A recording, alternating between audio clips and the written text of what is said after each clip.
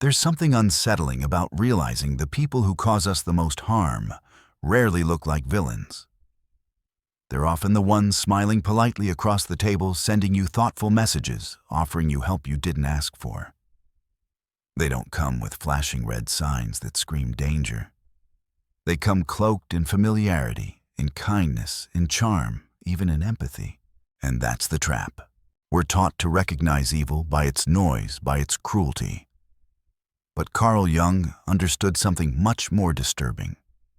The real danger often hides in plain sight, disguised beneath layers of good intentions, subtle compliments, and carefully crafted personas. It doesn't break down your door.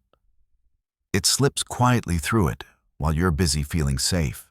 And if you don't understand how to recognize these masks, you will keep mistaking manipulation for love and destruction for support.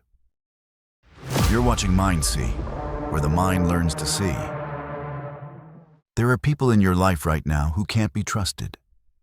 Not because they shout their betrayal, not because they openly sabotage you, but because they've learned how to weaponize charm, helpfulness, and emotional subtlety. Jung didn't study the mind to map what we already know about people. He studied it to understand what we hide from others, from ourselves. And one of his greatest insights was this: the most dangerous people aren't the loud ones.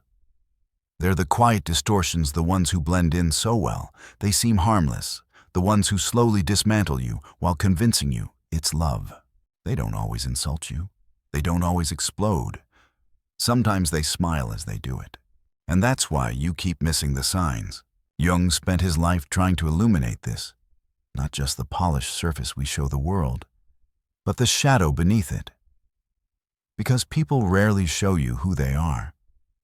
They show you what they believe will keep them safe, liked, in control. And if you're unaware of this, you'll end up giving your energy, your time, even your loyalty to someone who was never safe to begin with. Jung identified 6 psychological masks, 6 types of people who seem harmless at first glance, but beneath the surface are draining you. Quietly, consistently. And unless you recognize them early, they'll erode your confidence, your trust, and eventually your sense of reality. Let's start with the first. 1. The eternal victim. This person will never take responsibility for anything. Every misfortune, every failure, every argument, someone else is always to blame. Life is unfair. People mistreat them. Circumstances conspire against them. On the surface, they trigger your empathy. You want to help. You feel drawn in. You invest your energy, your compassion, your time. But here's what Jung saw clearly. Chronic victimhood isn't just a cry for help. It's a method of control. Because as long as they remain the victim, they don't have to change. They don't have to confront their own flaws or darkness. They can manipulate through guilt-twist facts to suit their narrative and turn your sympathy into obligation. You don't help them, you carry them. And worse, they don't want healing. They want leverage. They want to keep you in their orbit through your compassion. Jung warned, when someone fuses their identity with victimhood, they've likely merged with their shadow. They no longer seek truth, only power hidden beneath helplessness. And if you stay close, you'll eventually feel guilty for not being broken yourself. 2. The mirror with a smile. Jung called this the persona trap, someone who becomes exactly what you want them to be. They mirror your thoughts. They echo your dreams. They validate your insecurities. They applaud your ambitions. On the surface, it feels like connection, like you found someone who truly gets you. But over time, something feels off. You realize you don't actually know them at all, because they're not showing you who they are. They're showing you what earns your trust. Jung explained that when a person over-identifies with their persona, they vanish behind it. The mask becomes everything. The true self stays hidden, untouched, unaccountable.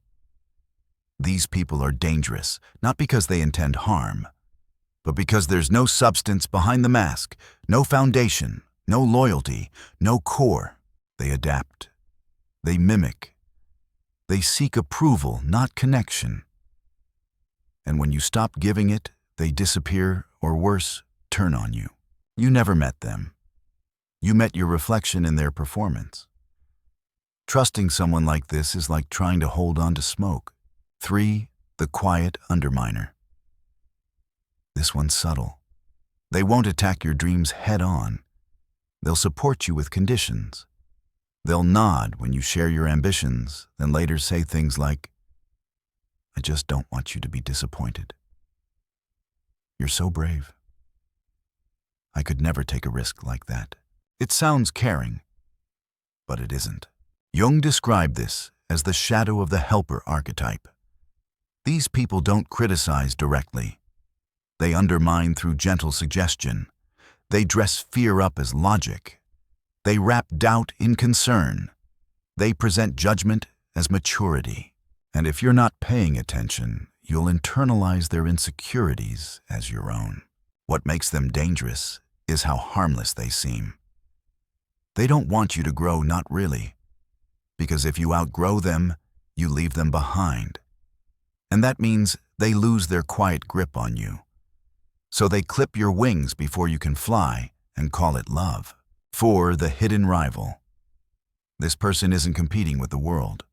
They're competing with you, but silently. They act like your friend. They clap when you win. They smile when you succeed.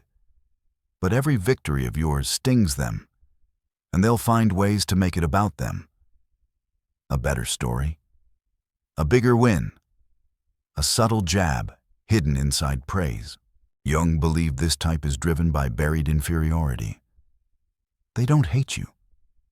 They resent the reflection you force them to see their own perceived inadequacy. Instead of healing, they compete in the shadows. They copy your ideas. They offer backhanded compliments. They celebrate only when they're ahead, never when you rise above them. And here's the catch. When you stumble, they feel relief, though they'll never admit it. Instead, they'll say things like, "I was worried this might happen. I just didn't want to see you hurt." They're not your teammate. They're your silent competitor, posing as support just close enough to sabotage you emotionally. Jung said it best, never trust someone who can't clap when it's not their turn to win. 4, down 2 to go. Each more insidious the longer they go unnoticed. 5. The manipulative mentor. Also called the spiritual narcissist. This is the person who appears calm, evolved, grounded. They speak in quiet tones. They quote ancient wisdom. They reference healing shadow work and alignment as if they've transcended human flaws. They don't need to shout to assert dominance. They make you question your own sanity through soft, measured words. Jung described this as a fractured psyche, someone who clings to a spiritual identity on the surface, while their shadow leaks out beneath it in the form of control, quiet judgment, and superiority. They'll never argue openly. Instead, they'll frame your discomfort as a sign you're unhealed. They'll say things like, "It sounds like you've got some inner work left to do. I'm just holding space for your projections. This feels like your ego reacting, not mine." It sounds enlightened. It sounds mature.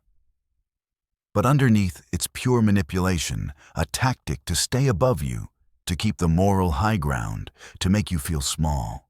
You can't win with them because they refuse to admit there's even a conflict. They'll frame your frustration as proof you're unenlightened. They'll reframe your concerns as your personal failure to evolve. The more you try to grow, the more they'll subtly suggest you'll never quite catch up. Not unless you keep listening. Keep learning. Keep submitting. Jung warned us, this isn't wisdom. It's performance. These people haven't transcended their ego. They've disguised it in robes and crystals, buried it beneath spiritual jargon, and called it peace. The longer you stay near them, the more they feed off your confusion, not your progress. They don't want equals. They want disciples. They don't want your growth.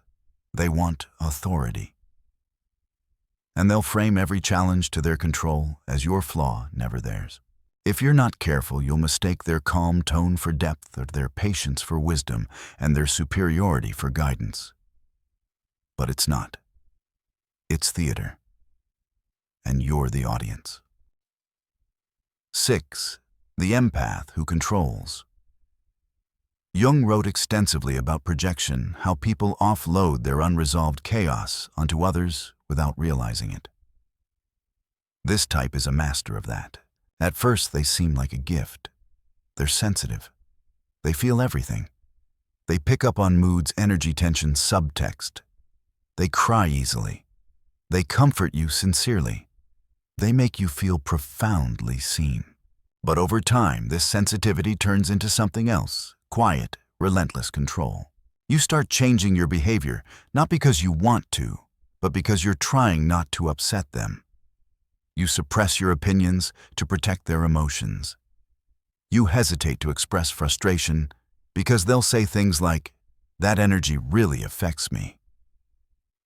I'm just too sensitive for this kind of tension." And before you realize it, you're managing their feelings, not expressing your truth. You're shrinking yourself to keep them balanced. And they've convinced you their pain is your fault. Jung warned of this dynamic where sensitivity becomes a weapon, where empathy masks unhealed chaos, demanding the world adapt to it. These people don't want connection. They want emotional safety at your expense. And when you can't meet it, they crumble. And suddenly you're the villain. You're cold. You're insensitive. You're unstable. You're the reason they spiral. But you're not. Their pain isn't your responsibility. Their storms aren't yours to weather. But they've never learned to carry their own emotional weight. So they place it on you. If you're not careful, you'll waste months, even years, regulating someone who refuses to self-regulate. You'll confuse their chaos for depth, their tears for truth, their needs for connection. But what you're really experiencing is psychological submission, bending your reality to protect theirs. And Jung's advice: leave. Not with cruelty, not with anger, but with clarity. Because these people won't admit they're dangerous. They'll say they just feel too much. And unless you're deeply rooted in yourself, you'll start believing them. The deeper truth is this: you didn't break them. You just got too close. Why do these people exist? It's tempting to label them as villains, but Jung's answer is more uncomfortable. They exist because they never confronted their own shadow. They avoided it. So now they project it onto you. They never faced their manipulative urges. So they blame you for feeling controlled. They never acknowledged their hunger for power. So they take yours in the name of support. They never owned their pain. So they make it your job to fix. These people aren't rare. They're everywhere. And they thrive wherever people don't know how to defend their energy. Jung believed the only protection is self-awareness. To see the mask. To hear the unsaid. To recognize the manipulation beneath the smile, and to walk away before you need proof. Because once you see it, you can't unsee it.